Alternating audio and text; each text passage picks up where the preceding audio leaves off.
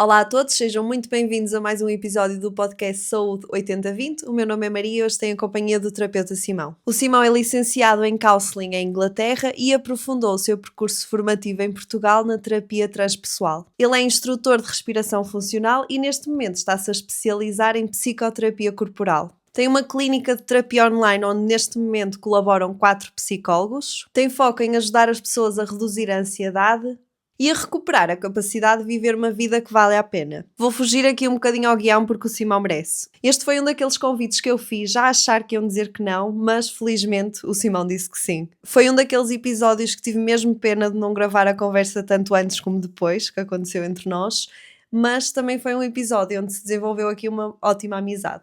Neste episódio falamos muito sobre a terapia em si, do processo terapêutico, mas também como é que desconstruímos aqui algumas crenças que temos. Mas não se preocupem porque em breve vão-nos ouvir a falar de muitos mais temas. Isto é um bocadinho aquela coisa da jornada do herói, não é? Onde é que tudo começa? Eu acho que, imagina, a minha mãe é terapeuta de respiração há uns bons anos. Desde que eu tinha, 9, 10, 11 anos, talvez. E então, a minha mãe sempre foi muito uma pessoa de desenvolvimento pessoal, sempre tínhamos lá muitos livros de mestres espirituais e coisas do género.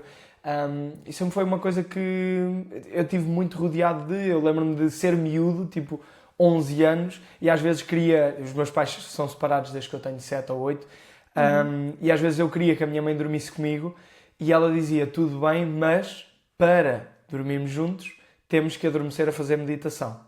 E eu, que seca, sabes? Mas sempre foi deixando. Pá, horrível. Mas sempre foi deixando o bichinho. O gosto, sim. Depois ali, por volta dos 12, 13, 14 anos, eu comecei a ter, relações amorosas. E eu comecei a sentir que aquilo não estava a funcionar, porque eram sempre coisas muito curtinhas, e aquilo começou-me a fazer pensar um bocado, porque quando nós somos pequenos, quando nós somos crianças, a vida acontece-nos, não é? Acontece-nos. Eu não tenho grande responsabilidade sobre a vida. Então nós estamos muito ali numa perspectiva de eu não sei bem o que é que está a acontecer, ou no meu caso, eu não sei bem o que é que está a acontecer, porque é que as relações não estão a funcionar, etc. E isso fez-me despertar logo muito para será que eu tenho controle sobre isto? Será que eu posso fazer alguma coisa para as coisas funcionarem? E depois, eu acho que há 3 incidentes que me mexem um bocado. Um deles foi então o divórcio dos meus pais, que é de repente, está tudo bem, o divórcio era uma coisa... ou seja, a relação dos meus pais era uma coisa normal, eu nunca ouvi gritos, nem chatices, nem nada do género. Ou seja, para uma criança de 7, 8 anos, está tudo bem e há um dia, exato, há um dia que me dizem. Então foi tirar um bocado o tapete. Depois foi essa questão das relações, onde comecei a sentir que, há aqui qualquer coisa que não está a funcionar e eu não sei se posso ou não fazer alguma coisa quanto a isto.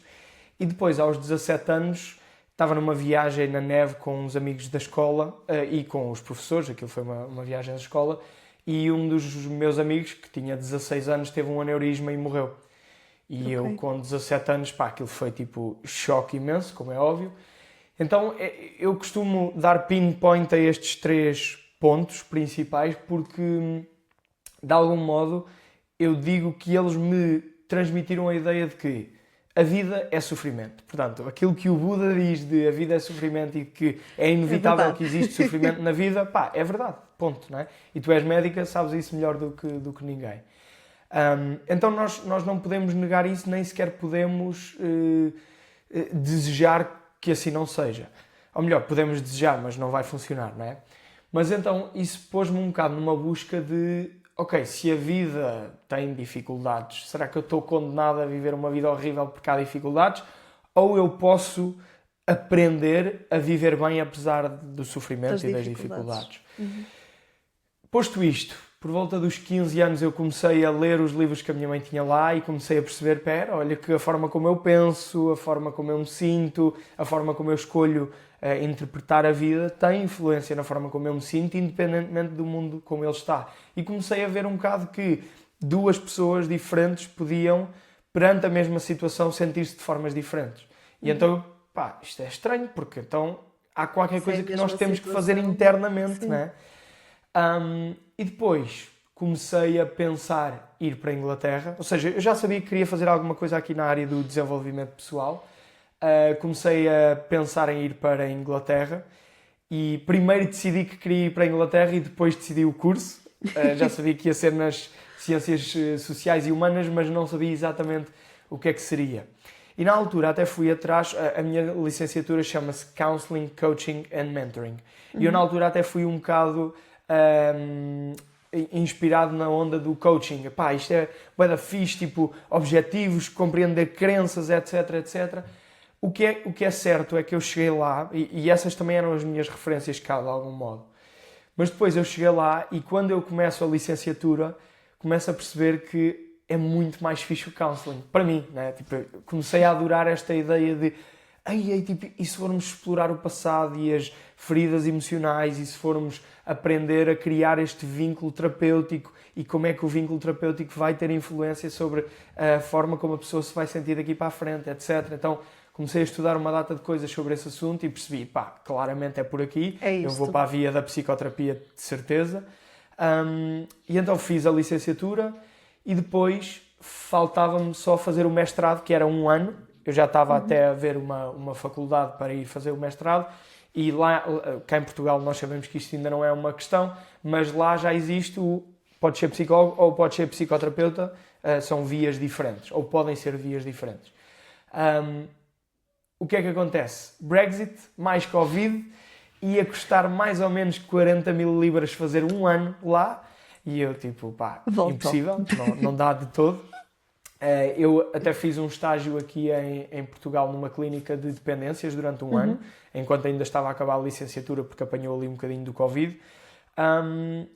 E depois foi um bocado aquela coisa de fiquei aqui um bocadinho sem chão, que é, pá, tive quase a ser psicoterapeuta certificado e agora sou nada. Foi um bocado este desamparo. Mas depois descobri que havia então aqui uma escola em Portugal que se chama Escola de Desenvolvimento Transpessoal, onde no fundo tive mais 2 anos a estudar e a aprofundar isto que é de ser terapeuta. Aquilo que me distingue de psicólogo é fundamentalmente o facto de eu não acompanhar questões clínicas, portanto eu não acompanho doença mental, mas tudo o que é a parte de desenvolvimento pessoal e de, vamos lhe chamar cura emocional, se quisermos, é uma coisa que me fascina imenso e que eu tenho muito interesse. E com esse ano, com esses 2 anos, depois comecei a acompanhar pessoas no meu próprio negócio e agora, mais recentemente, formei-me também em respiração funcional, porque eu tenho muito interesse nesta coisa do sistema nervoso, como é que nós gerimos a nossa respiração, como é que isso influencia o nosso estado emocional. E agora, há cerca de 6 meses, estou a começar estou a fazer uma especialização em psicoterapia corporal. Vai ser uma jornada de 4 anos, portanto é mesmo uma certificação europeia e etc. Mas sim, estamos aqui na jornada. Este é mais ou menos assim o resumo breve. Espero que tenha sido claro. Não, foi ótimo, foi ótimo. Boa. E eu sinto sempre que nós acabamos por ir para áreas que nos dizem alguma coisa, seja porque ou nós passamos por alguma situação ou porque alguém que nós conhecemos passou por essa determinada situação, e esta parte do counselling vejo que se adequa muito a ti, porque desde cedo foste Completamente. sempre, não digo empurrado, mas dado a conhecer essa área por parte da Isso. tua mãe, e mesmo esta parte da respiração também vai muito em contra com o que ela faz, não é? Completamente, sim. Foi completamente guiado nesse sentido. E como é que este sofrimento que tu experienciaste ali, aqueles 3 momentos que tu puseste o pinpoint, como é que sentes que isso depois se transpôs para a tua prática atual? Olha, eu acho que existe uma frase, eu não sei exatamente a quem é que ela é atribuída, mas que diz qualquer coisa do género: tu só podes levar o paciente até onde tu já foste. E isto não significa que, se eu quiser ajudar-te com um luto de um filho ou de uma mãe, ou se eu quiser ajudar-te com, sei lá, tipo um trauma muito específico, não significa que eu tenha que ter passado por isso para eu entender o que é a tua situação.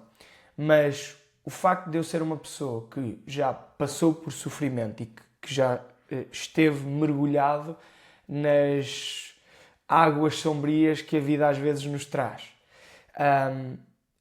E também o facto de eu ser curioso quanto a isso, que é como é que se vive isto, como é que se atravessa estes momentos de noite escura da alma, por assim dizer.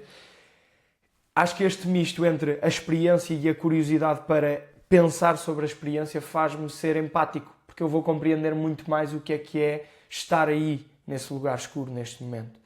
Então, eu acho que isso foi provavelmente a parte mais importante, porque também me fez outra coisa, que é, impulsionou-me a estudar mais sobre o assunto, mas também me impulsionou a eu próprio fazer muita terapia, retiros, workshops, formação, ou seja, eu próprio trabalhar em mim. Então, foi quase isto virou-me para dentro e eu comecei a compreender um bocadinho melhor o que é que o mundo interior tem a dizer.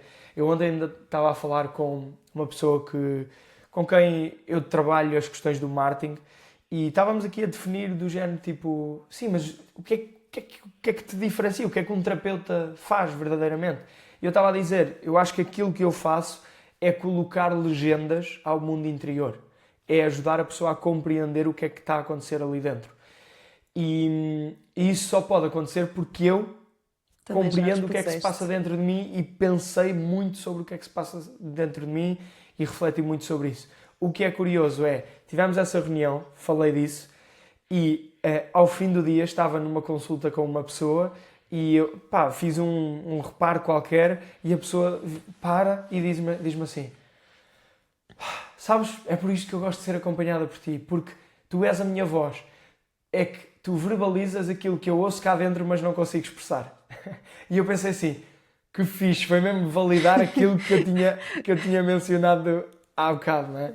Então, super interessante. Então eu acho que é isso, o facto de eu ter caminhado pela Floresta Negra, por assim dizer, faz-me conseguir guiar também as pessoas por esse tipo de ambientes.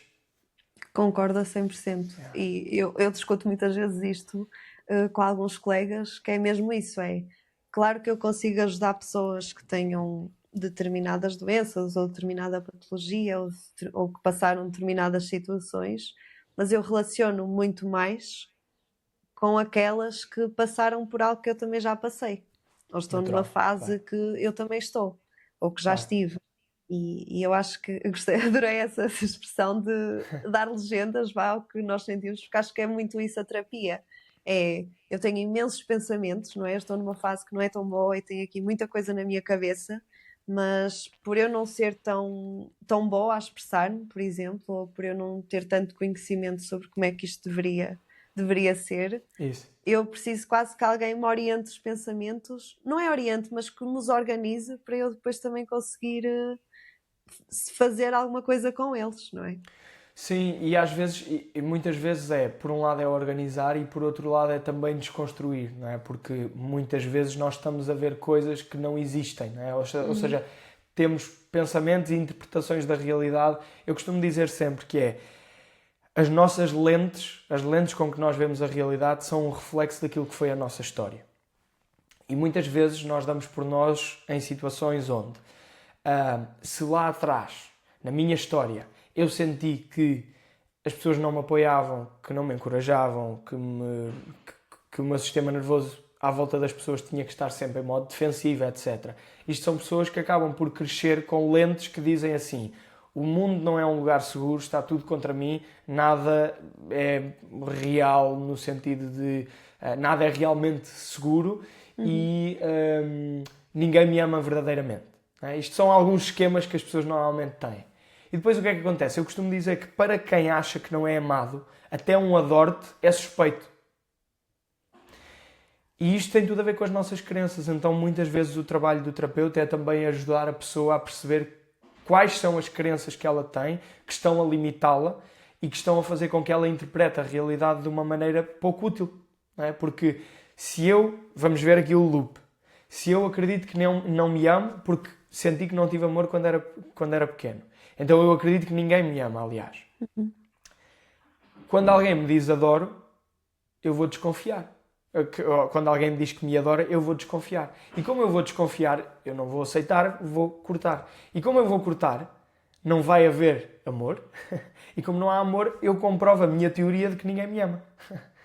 Então muitas vezes nós temos estes loops que acabam por reforçar as nossas crenças entre pensamentos, ações e etc. que acabam por nos levar a esses lugares.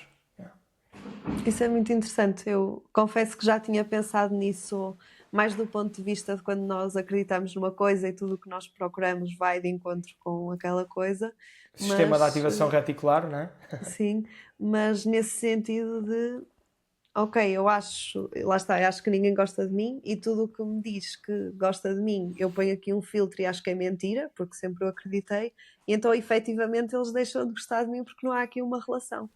Porque eu também não me entrego, não me abro, não permito que ninguém goste de mim. Então as pessoas também não conseguem. Pá, se eu não consigo entrar aí, fixe, vou bater a outra porta, não é? Não vale o esforço, sim. E ia-te perguntar, Simão, eh, como é que é desconstruir estas crenças? Como é que é assim o processo de nós pegarmos numa crença Boa. que alguém tem e Yeah. começar ali a tirar camadas? Pergunta muito fixe. Então, eu acho que há passos. Temos que ir um bocadinho por partes. Muitas vezes é olhar para... Começar a interpretar para... Quais são os sintomas que a pessoa está a ter, no sentido em que a pessoa chega e diz, olha, a minha relação não está a funcionar, ou sinto que no trabalho não sou valorizado, ou etc.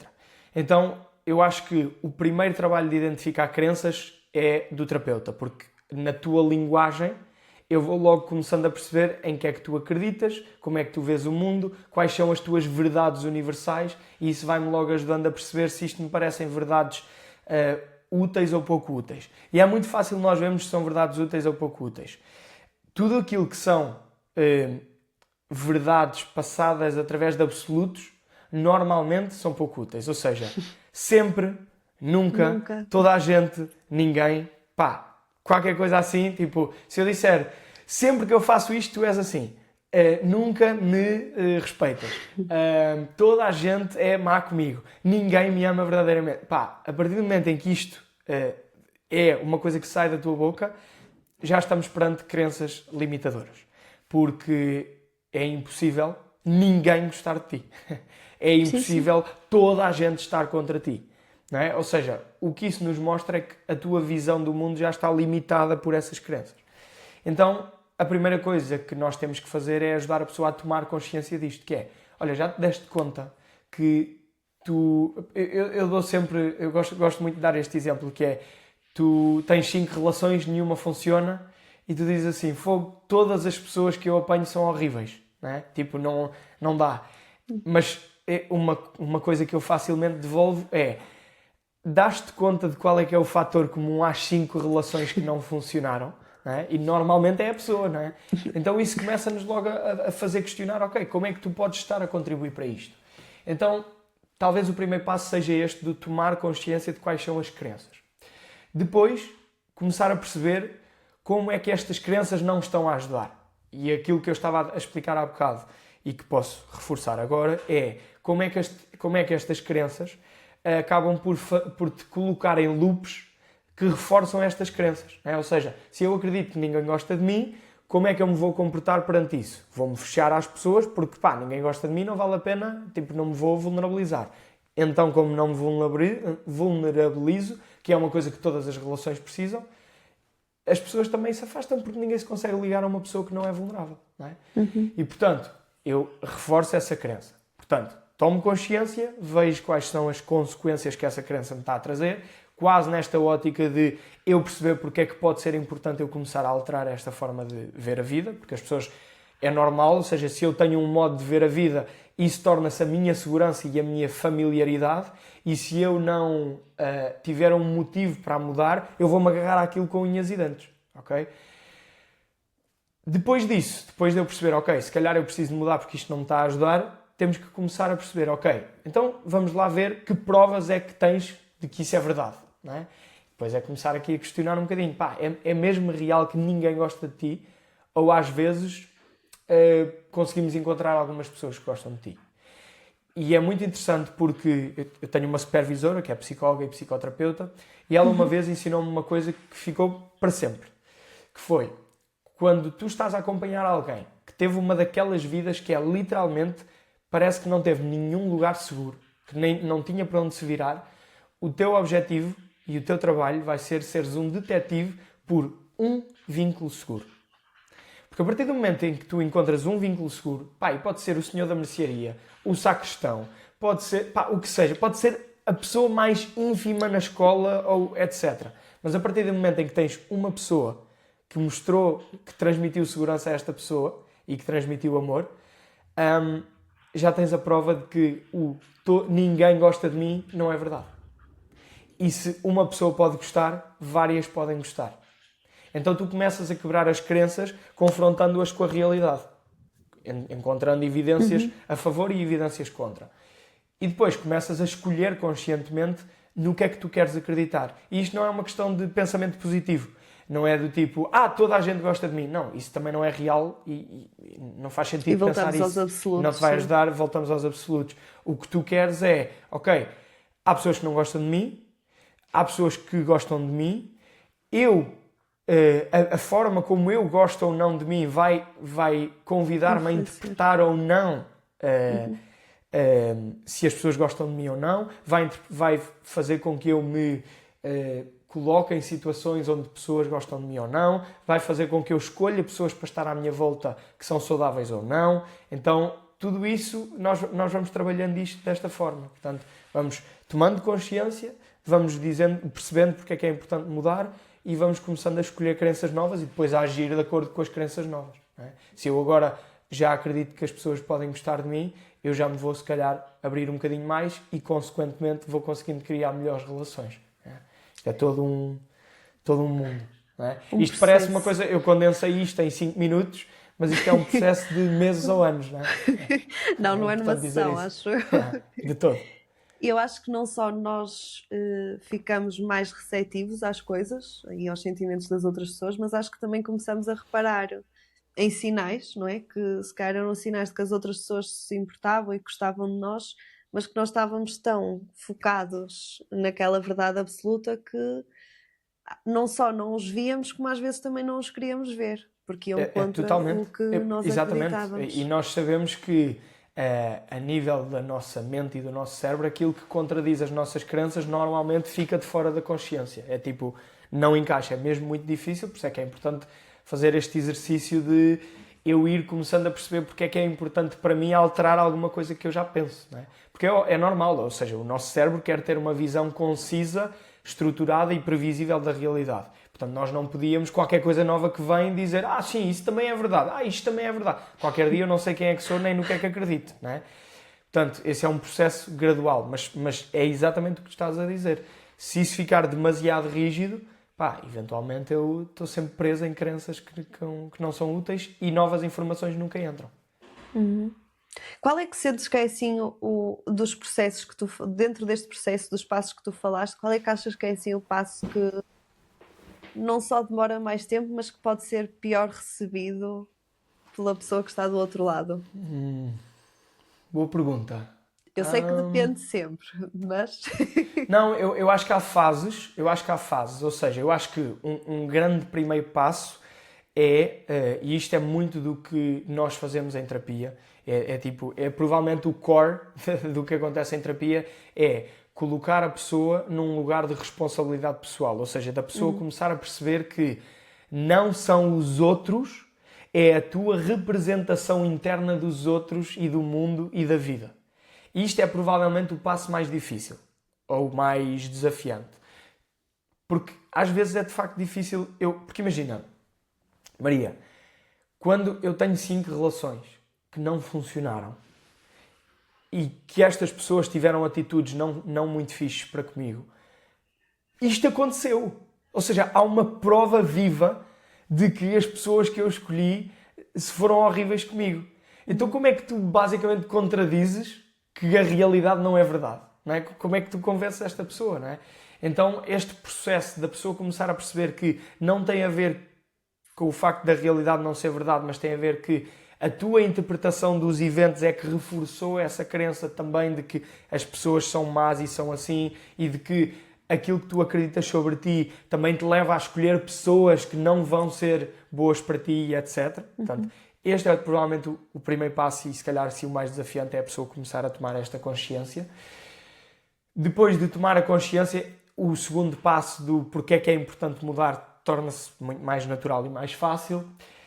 E depois eu diria que o segundo nível de desafio é ok, já percebi que pensar assim não me ajuda, já percebi que estas crenças não são fáceis, ou melhor, não são produtivas. Agora vem o segundo desafio, que é como é que eu me convenço a acreditar numa coisa diferente. Porque ao início, imagina, vou dar um exemplo de uma pessoa que sempre aprendeu que não pode meter limites porque perdia as relações. Porque as pessoas, sei lá, quando era pequena, quando metia limites, ou quando era ela própria, as pessoas faziam chantagem emocional, ou deixavam-na para lá, diziam que já não gostavam dela, etc. Esta pessoa vai aprendendo que não pode meter limites. E sente-se muito culpada quando mete limites.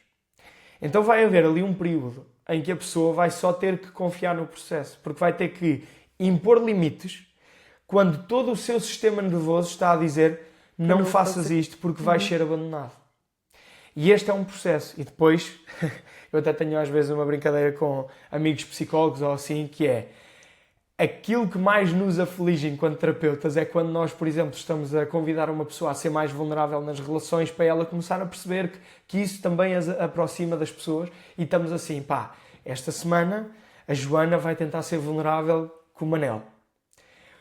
Por favor, que o Manel responda bem, que é para lhe provar que a vulnerabilidade vale a pena. Exatamente, porque se ele for um otário, a Joana chega aqui e diz-me assim, Simão, eu disse que não valia a pena.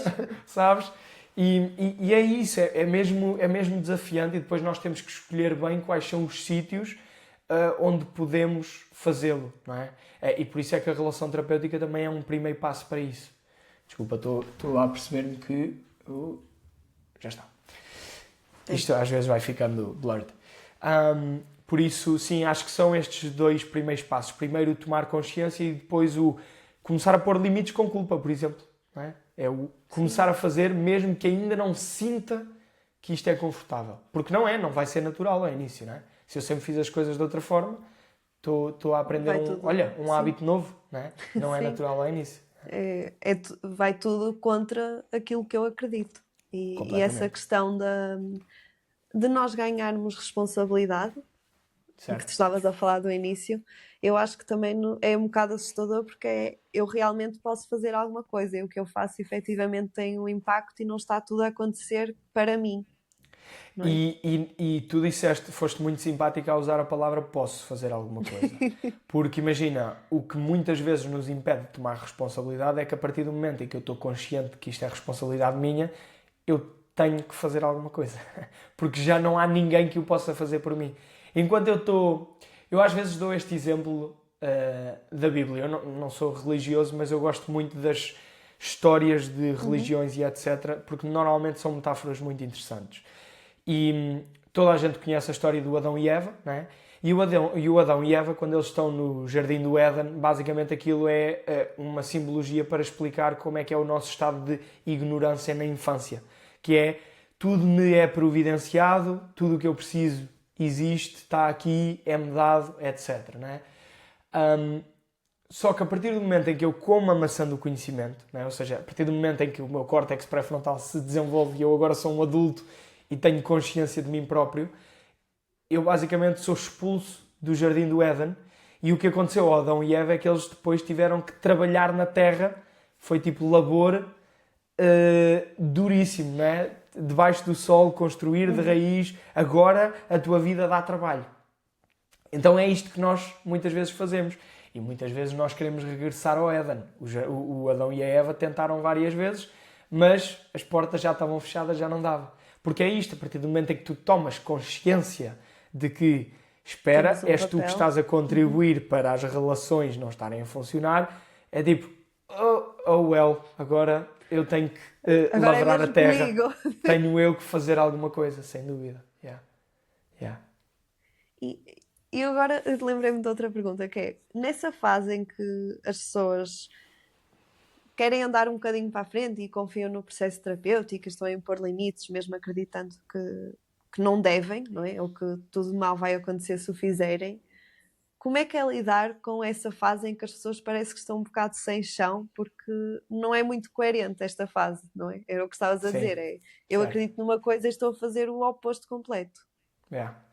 Olha, no fundo eh, tu usaste uma expressão excelente, que é as pessoas sentem-se sem chão porque estão naquilo que se chama um middle ground, que é eu já não estou no estado anterior, porque já tomei a consciência de que quero fazer as coisas de forma diferente, mas ainda não há um novo chão onde eu possa sentar e que já é a minha nova realidade consolidada. Então o nosso trabalho, enquanto terapeutas, é relembrá-la porque é que a pessoa saiu do estado anterior, porque é que é importante dar este passo e também assegurá-la de que é perfeitamente natural que este middle ground seja desconfortável, que não haja grandes certezas, que também eu utilizo muito a linguagem do sistema nervoso e eu digo mesmo, pá, se o teu sistema nervoso sempre foi treinado para não impor limites, como é que tu esperas que depois de nós falarmos 2 vezes e tu começares a tentar pôr alguns limites, tu já te sintas tipo profissional a pôr limites e que isso seja super confortável para ti? Não vai acontecer, pá. A nível neuronal, nós estamos a criar novas sinapses que ainda não existem e que demoram a reforçar-se, não é? E eu também utilizo muito, há uma metáfora que eu conto muito, que também curiosamente é da Bíblia, que eu conto muito para explicar este middle ground às pessoas e para as assegurar de que é plenamente normal. Que é, toda a gente também conhece esta história, que é quando Moisés abriu o mar, abriu as águas, não é?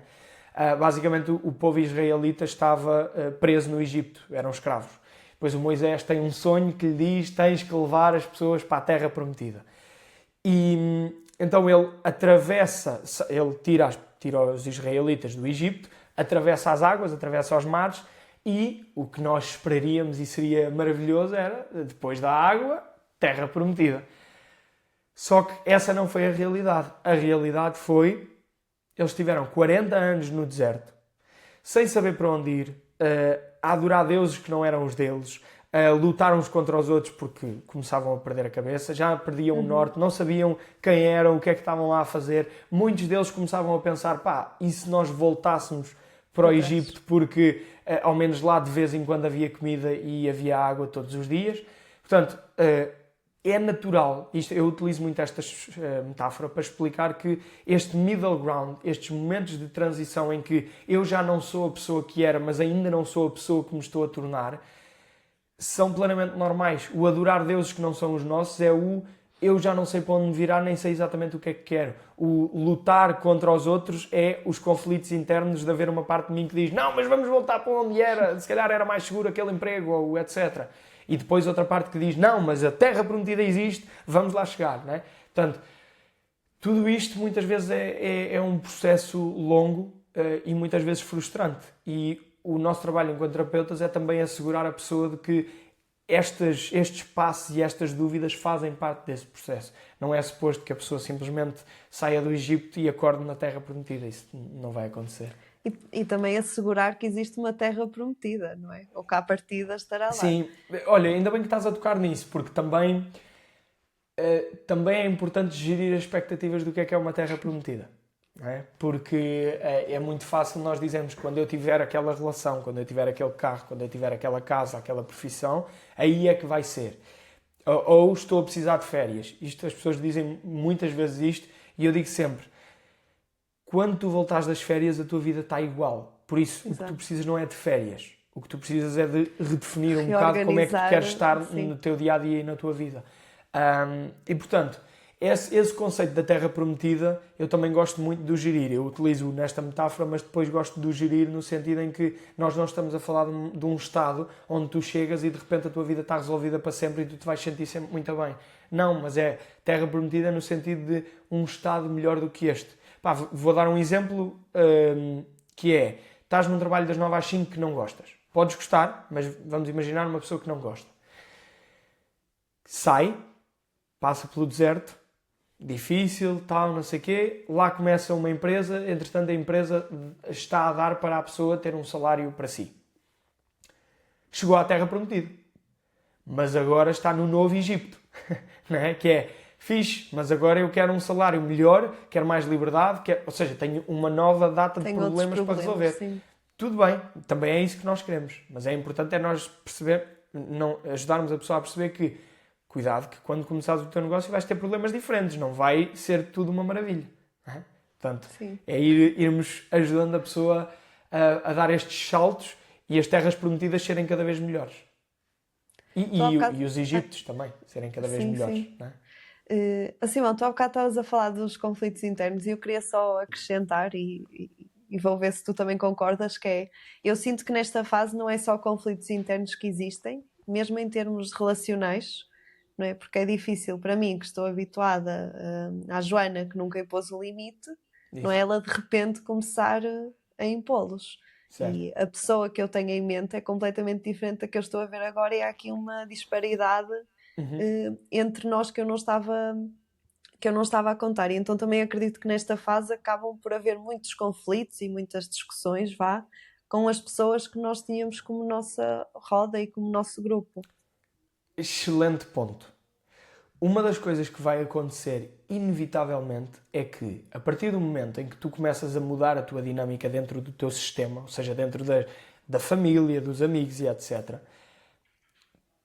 tu não te podes esquecer que tens pessoas que se relacionam contigo porque tu eras de uma determinada maneira antes. E isso é mesmo verdade. Ou seja, há pessoas que não vão identificar-se nem gostar do teu novo eu. E isto é verdade. E às vezes isso é desafiante porque começas a reforçar a crença de que, estás a ver, as pessoas vão-se embora quando eu mudo e quando eu sou mais eu mesma. Em alguns casos isso é verdade, mas eu também digo sempre que quanto mais tu fores fazendo escolhas de acordo com aquilo que tu verdadeiramente valorizas, tu vais fazer duas coisas. Vais começando a limar e a tirar as pessoas da tua vida que só estavam lá por razões que não eram assim tão úteis para ti.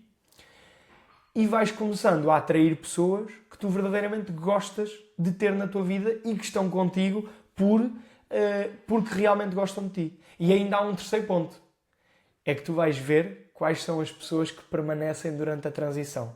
E essas são as que verdadeiramente sempre gostaram de ti pelo aquilo que tu és. E não pelo aquilo que tu lhes fazias ou pelo aquilo que tu lhes acrescentavas ou whatever, não é? Mas esse processo é desafiante. É uma das partes do deserto que nós, terapeutas, também temos que ajudar a pessoa a conter. É perceber que sim, vai acontecer às vezes, desconstruir das relações que tens à tua volta. Vão haver conflitos. E às vezes os conflitos até ajudam a moldar as relações. Ou seja, não é que por eu ter um conflito, de repente esta relação já não dá e eu nunca mais dá. Não. É se calhar a relação até se reconstrói numa coisa mais saudável. Mas precisa de acontecer esse conflito para que isso seja possível. Sim, porque a longo prazo também não é realista, não é? Eu continuar a relacionar-me com alguém que já não está de acordo com a pessoa que eu quero ser. De todo. Até porque depois tu começas a tomar consciência do tipo de pessoas que tens à tua volta e é tipo, às vezes nós usamos aquele exercício de esta pessoa com quem tu te dás, tu permitias que esta pessoa fosse amiga do teu filho ou da tua filha? E normalmente a resposta é não, em algumas circunstâncias onde a pessoa está na dúvida sobre aquela relação, normalmente a resposta é não. Então tu pensas, porque é que é tua amiga? Não é? Porque é que isso é uma situação?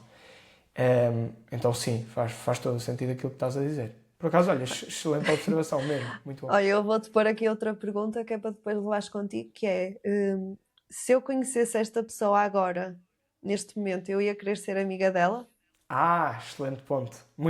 Isto porque muitas vezes nós estamos a agarrar-nos mas já somos amigos há 20 anos. Sim, mas agora seriam amigos? Sim. Não. Sim. Bom ponto. Existe uma falácia que é a sunk cost fallacy, eu não sei se já ouviste falar, mas é a falácia do custo irrecuperável, Sim. Provavelmente traduzi bem mal, que eu nunca sei o nome disto, mas basicamente quando nós nos agarramos muito a uma coisa, seja uma relação, um trabalho, a uma coisa física, ou o que quer que seja, eu agarro muito a isto só porque eu já despendi muito tempo, muita energia, muito dinheiro, foi uma relação que durou muito tempo, então também não quero largar. E então esta falácia do género de não é por eu ter gasto este tempo todo, este dinheiro todo, esta energia toda, esta vida toda, que eu Yeah. tenho de continuar, porque Certo. já não faz sentido. Yeah. É isso, nós somos muito programados para ter aversão à perda, não é? E nós conseguimos ver isto no, sei lá, no casino, não é? Que é, epá, já gastei 100 euros, já perdi 100 euros, eu agora vou ter que recuperar os 100 euros. Pelo menos eu vou ter que recuperá-los. E quando dás por ti, podias ter parado aí, mas quando dás por ti, perdeste 1000, porque estavas a tentar recuperar os 100. Não é? Quando às vezes é o parar e dizer, pá, pronto, Perdi. perdeu-se, mas vamos avançar. Faz todo o sentido, sim, sem dúvida. Sim, é aquela questão de, e eu falo muito disto, mas eu pensar sempre no custo que eu tenho de mudar a minha situação. Seja porque, ok, estou com alguém, estou numa relação que não me satisfaz, em vários níveis. E eu, quando penso em terminar com aquela pessoa, eu só penso, ok, eu vou ficar sozinha, se calhar não vou ter ninguém, vou ter de trocar de casa, vou ter de trocar de cidade, etc. O grupo de amigos também se vai desfazer. Mas não pensamos no custo que é eu ficar na situação em que estava. Tipo, Não é? miserável para o resto da vida, por exemplo. Exatamente, exatamente. Yeah. E acabamos por dar muito mais peso à possibilidade de uma infelicidade no futuro, por causa desta ação, do que à infelicidade que temos atualmente, em não fazer Isso. nada. Yeah. E como também temos dificuldade em fazer essa projeção a longo prazo, é mais fácil eu dizer, pois, mas se eu acabar hoje, amanhã vou ter que mudar de casa, isso dói, etc. Mas esquecemos-nos de que, se calhar aos 60 estares miserável, se calhar pode se tornar uma realidade se tu te mantiveres aí. Só que é muito mais difícil visualizar isto porque, sei lá, eu lembro-me de ter 15 anos e pensar, aos 20 e tal, eu vou ser tipo um adulto maduro e não vou ter preocupações. Porque tipo, eu vou ter a minha vida figured out. E agora tenho 20 e tal e é tipo... Se calhar pois, aos 40. será que é aos 40? Yeah. Completamente. Sim, acaba por ser um problema do futuro, não é? Tipo, esta relação correr mal é um problema para a Maria de 50 anos. É exatamente. Não é de Exatamente. agora. E ela vai ter 50 anos, pá, mal seja que ela também não saiba como resolver isto. O Vai problema ser é mesmo que... muito boa a lidar com estas situações que eu não sou. Certamente, certamente. Yeah, sim. Olha, Simão, ia perguntar, como é que é lidar diariamente com o sofrimento das pessoas? Eu pergunto isto enquanto colega, porque também lido com o sofrimento, mas sinto que não é o mesmo tipo de sofrimento com que tu lidas. No sentido Yeah. do meu sofrimento, muitas vezes acaba por ser muito físico, Isso. e o teu, de certa forma, acaba por ser mais espiritual e pessoal e Yeah. social. Como é que é lidar com isto, assim, numa frequência diária? Olha, eu gosto muito de dizer que é um privilégio no sentido em que eu tenho acesso a uma dimensão da vida que normalmente as pessoas não têm. Ou seja, as pessoas do dia a dia não têm acesso a uma vulnerabilidade tão profunda como a que acontece nas consultas.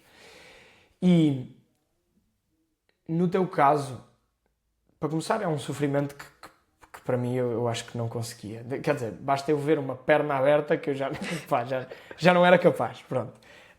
Tinha que virar-me para o lado e vomitar. Não é? Mas é uma coisa um bocadinho mais fácil de dizer, olha, esta pessoa está de facto a sofrer. Toda a gente consegue compreender sim. se vir alguém com uma perna com um osso de fora, pensar que situação Isto horrível, dói. não é? Isto dói e aquela pessoa está mesmo tipo a passar mal. Mas no caso da saúde mental é muito mais difícil as pessoas terem este tipo de empatia e terem este tipo de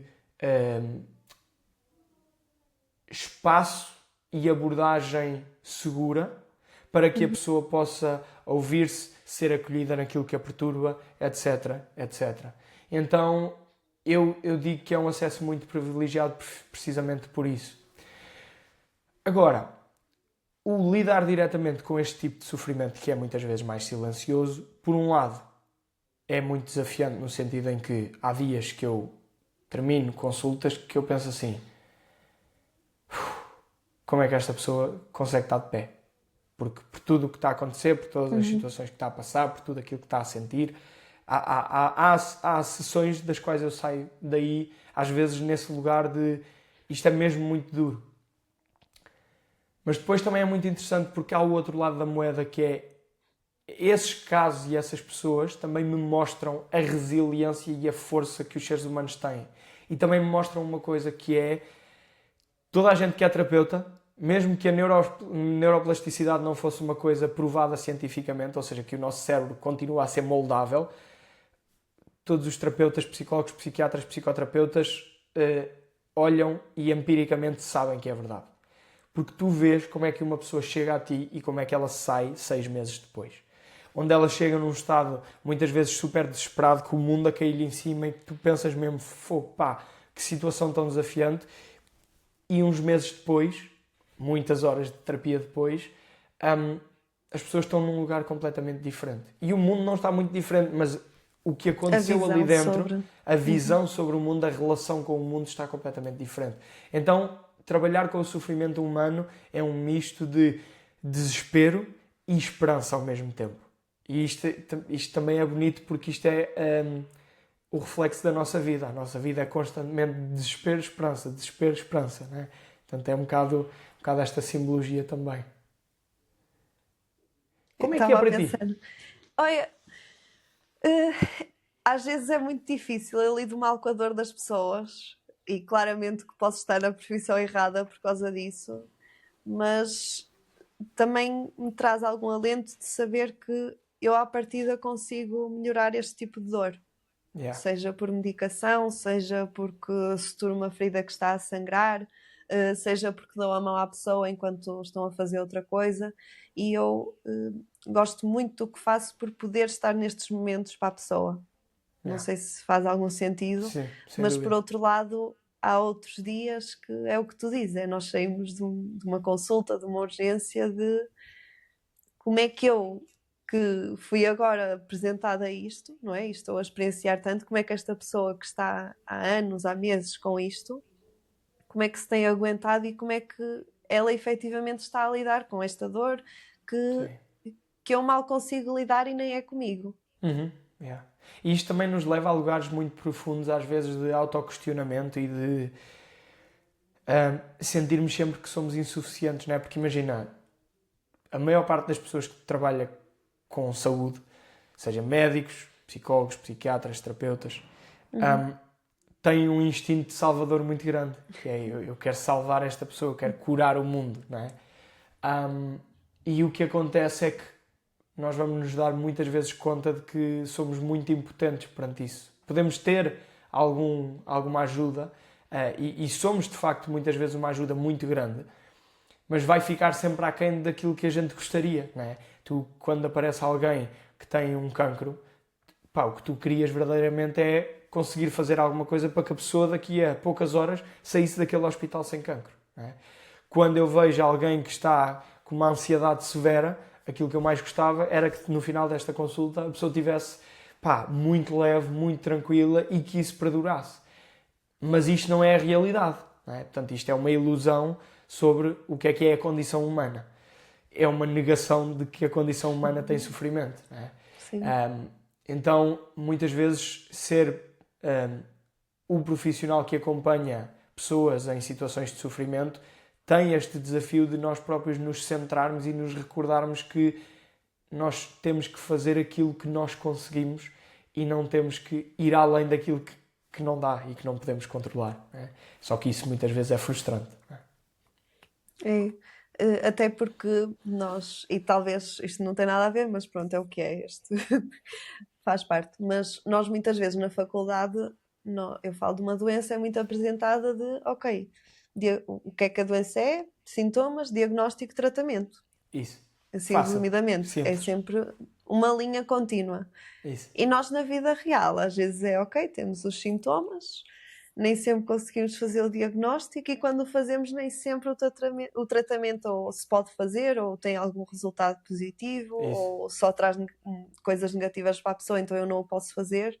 E então há aqui uma disparidade entre o que eu teoricamente sei e o que eu vejo na prática.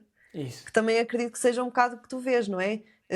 Eu sei que a ansiedade tem estes sintomas e o diagnóstico é feito desta maneira, e se calhar com esta medicação e com este tipo de terapia dou a volta, Uhum. e depois se calhar usa uma medicação e a pessoa não responde. Ou Certo. ela faz 70.000 sessões de terapia Eu e diria que ainda há não um ficou ponto. curada. Sim, mas eu diria que ainda há um ponto adicional. Primeiro, o que é estar curado. É nós próprios Sim, também gerirmos as nossas expectativas, não é? Porque eu posso ter uma vida extremamente funcional e às vezes tenho que aceitar que o lugar onde eu vou levar, a terra prometida onde eu vou levar esta pessoa, não é uma vida hiper mega funcional nos meus termos, é naquilo que é possível para ela. Mas depois ainda há um ponto que é, vocês têm uma coisa que é, estes são os sintomas, este é o diagnóstico e, portanto, este é o tratamento. Depois o tratamento pode ou não funcionar, mas esta linha é mais ou menos concreta. Em terapia, normalmente isto é tudo ao contrário, no sentido em que a pessoa traz sintomas e normalmente nós até conseguimos, ok, há um sintoma, ou claramente isto parece-me um quadro de ansiedade, e eu digo, ok, isto é ansiedade. Só que depois, o tratamento não é, muitas vezes, ok, então, simples. Se ela tem ansiedade, quer dizer que o seu sistema nervoso está em alarme. Se o sistema nervoso está em alarme, bora ajudá-la a fazer respirações e ela assim resolve o problema. O diagnóstico tem que ser mais a fundo, não é? Porque a questão tem que ser porque é que estão a acontecer estes sintomas de ansiedade? Como é onde é que como é vem? que a ansiedade está a servir esta pessoa? O que é que está a acontecer por trás disto tudo? E de repente a pessoa traz-te, a relação não está a funcionar, a ansiedade está-me a causar um problema, não durmo e não sei porquê. E quando tu vais a ver é tipo, tu não dormes há 10 noites e não sabes porquê, mas acabaste de me contar que os teus pais morreram os dois num acidente de carro. Não há nenhuma ligação que tu faças aqui. E claro que eu estou a usar um exemplo extremo, mas ficarias surpreendida com a quantidade de situações em que as pessoas não percebem o quanto a carga emocional que trazem está a influenciar o seu estado de ansiedade. E que eu, literalmente, às vezes digo, outras vezes penso, como é que não haverias de estar ansioso all the time quando estás claramente a passar por isto tudo? E eu até costumo dar um exemplo, costumo dar uma metáfora para explicar um bocadinho o que é que nós fazemos em terapia, que é a metáfora do sótão. Que é, eu digo que nós todos somos uma casa e todas as casas têm um sótão. E o sótão é o lugar onde nós pomos coisas como coisas que nós não queremos ver, que não queremos sentir, que não queremos que os outros vejam. Então a gente, sempre que são coisas assim, Põe lá para nós dentro. vamos metendo para lá, mas nunca lá vamos. Eu só abro a porta, meto tranco, abro a porta, meto tranco, sabes? Vou fazendo isso. Só que o que é que acontece? Com o passar do tempo vão acontecer duas coisas. Primeira, o sótão vai começando a ganhar bolor e ratos, portanto, vão vendo coisas que se vão intensificando e um dia as pessoas chegam à minha consulta e dizem assim, Simão, sabes, eu tenho infiltrações na casa de banho e tenho ratos no quarto. Não faço ideia porquê. E o nosso trabalho é nós começarmos a perceber, olha, sabias que existe um sótão? Sabias que o sótão tem influência sobre a casa principal? E depois começar a explorar isso. E depois há um outro ponto onde, se a pessoa não se aperceber a tempo, não é que o sótão vá começando a influenciar a casa principal. É que o sótão vai desabar sobre a casa principal, porque fica demasiado pesado. E é aí que podemos dizer que as pessoas aparecem com uma ansiedade severa, aparecem com uma depressão, aparecem com vontade de suicidar, ou também pode acontecer que é o teto cai sobre ti, mas também cai sobre as pessoas que estão contigo. E aí podemos ir para um extremo que é a violência doméstica, que é o meu sótão estava tão pesado que eu explodi para ti também. Para todo sabes? lado. Então, muito do nosso processo é nós entendermos que, ok, há sintomas, há ratos no quarto, mas nós temos que ir ao sótão para começar a organizar as caixas e perceber o que é que lá está e o que é que tem que ser limpo, o que é que tem que ser eliminado e o que é que tem que ser resgatado. Normalmente estas são as três coisas. Limpo no sentido de eu vou ter que, de algum modo, deixar ir algumas coisas, perdoar o passado, parar de me agarrar a coisas que já não são úteis. Depois, noutro ponto, tenho que limpar algumas coisas, que é isto vai ficar, portanto, um luto não se pode resolver, então vai ficar lá, eu não posso fazer nada quanto a isso. E depois, mas pode doer menos.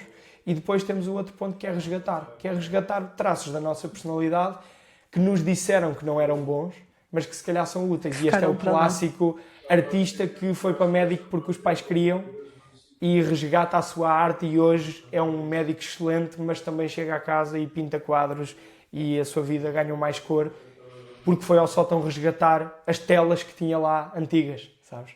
Então, sim, aqui o diagnóstico e os sintomas às vezes são um bocadinho mais rebuscados nesse sentido, porque muitas vezes as pessoas trazem aquilo que nós chamamos o presenting problem, que é o problema que se apresenta, mas não é o verdadeiro problema.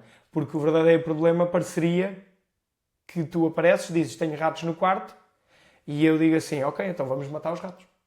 Ou vamos tirar os ratos do quarto. Passado 2 semanas, cá estou eu outra vez, com ratos outra vez. Está igual, não é? Esse não é o verdadeiro problema. Sim. E na medicina também acontece muito, não é? Do motivo que a pessoa acha que é um motivo e depois os motivos que são mais ocultos, não é? E que realmente são um motivo, não é? Isso. E eu estava a pensar que se calhar também acontece que as pessoas vivem tanto tempo com o sótão naquelas condições que já nem se apercebem que é o seu novo normal, não é? Isso. Eu se calhar já tenho acham este que é normal nível, a casa sim. ter infiltrações e haver ratos Sim. e tudo. Sim, isto a minha casa é assim. Eu já tenho tanta ansiedade no dia-a-dia que para mim é o habitual. Não está nada disfuncional porque eu tenho conseguido gerir, Isso. entre aspas. Isso. É precisamente isso. E eu, por acaso, no outro dia tive também um podcast com uma psicóloga e estivemos a falar sobre o processo terapêutico e ela não deu o exemplo do sótão, mas deu um exemplo muito parecido, que é, nós todos temos aquele armário, não é? Que vamos pondo coisas para lá, não é? Para as visitas não verem, ou uma caixa que fica tudo escondido, só para ficar assim bonito. E depois é muito de, ok, vamos abrindo este armário, vamos tirando as coisas para fora.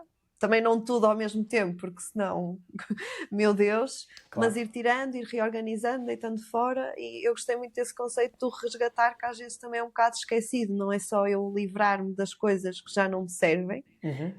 Eu tenho de também pôr alguma coisa no lugar delas e muitas vezes são traços, são coisas que eu achava que não me serviam, porque alguém me disse ou porque eu tinha essa ideia, mas que se calhar fazem parte de mim e eu também não as quero pôr de parte. É aquela camisola bonita que está no fundo do armário e eu já me tinha esquecido que ela existe. Mas, uau, olha que fixe, tal. Ainda me recordo desta essência que eu tinha quando usava esta camisola, não é? Por isso, sim, faz todo o sentido. Simão, para também começarmos a terminar, eu ia-te perguntar qual é que era assim uma mensagem que gostavas de deixar para as pessoas que estão do outro lado a ouvir-nos? Pode ser sobre o que nós falamos, pode ser sobre o teu trabalho, à vontade.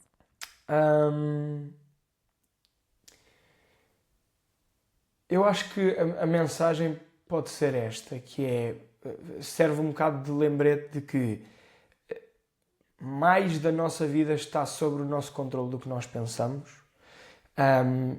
E se nós queremos ter uma vida boa, mesmo que hajam dificuldades, tragédias, caos, isso implica nós percebermos como é que funciona o nosso mundo interior e como é que nós o podemos influenciar.